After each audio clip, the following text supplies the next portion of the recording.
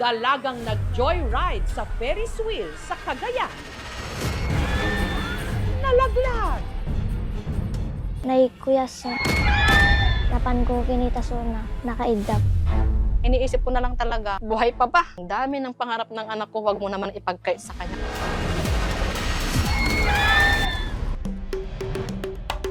Talisay ang puno kung kanino isinunod ang pangalan ng ating mga bayan at syudad. Ang prutas, nakakain pala. Kasing lasa rin siya ng almond. Sempudak, kahawig ng langka, pero amoy at lasang marang at durian. Ang kalainan na niya kay smooth kanon kasi siya kanang humok. At mga sim sa santol. Parang sampalok. 3 taong gulang na bata mula sa Bukidnon, sing bigat na ng halos isang sakong bigas.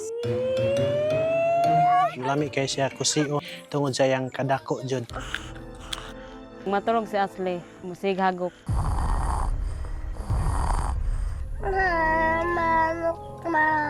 Nabalaka ko kang Ashley, nga nagdako. Wala man may kaliwat nga ingana.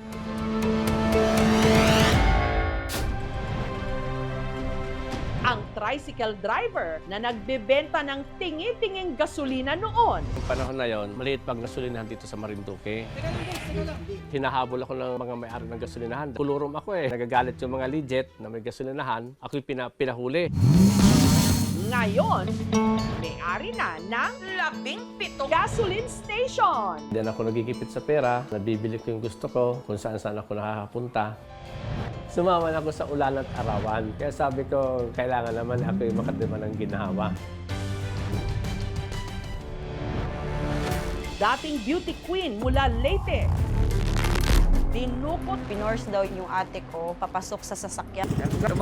at natagpo ang bangkay na palutang-lutang sa dagat. Nakabalot yung mukha ng tela, tapos naka-duct tape, tapos yung kamay at paa nakatali. Pao na pa. Ang higot man. Sigaw ng kanyang mga kaanak, hustisya. Ang buhangin na ipinantatayo ng reclamation projects galing sa mga ilog at karagatan ng Zambales. Ang di umano'y resulta. Grabing pollution itong ginagawa. Hindi pwede itong ginagawa nila. Gumuhong mga komunidad, mga bahay at resort. Napaka-instagrammable na lugar. Noon yon dahil ngayon, winasak ng kalikasan. At ayon sa mga taga rito, ng sand dredging.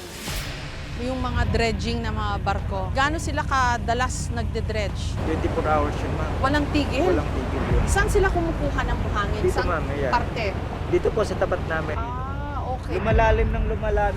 At ang mga nanghakot ng buhangin, mga barko ng China, As far as we know, these dredging ships are owned and operated by the China Harbor Engineering Corporation.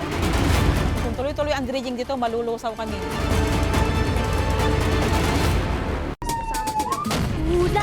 What was that? Ito ang Tacloban na dinatnan namin. Isang masamang panaginip. I survived! Ganda ng driver ko. Hindi ako makapaniwala. Ang ganda ng ngiti. ako po ang inyong kapuso. Pero, Susmita, Mabuhay from the Philippines!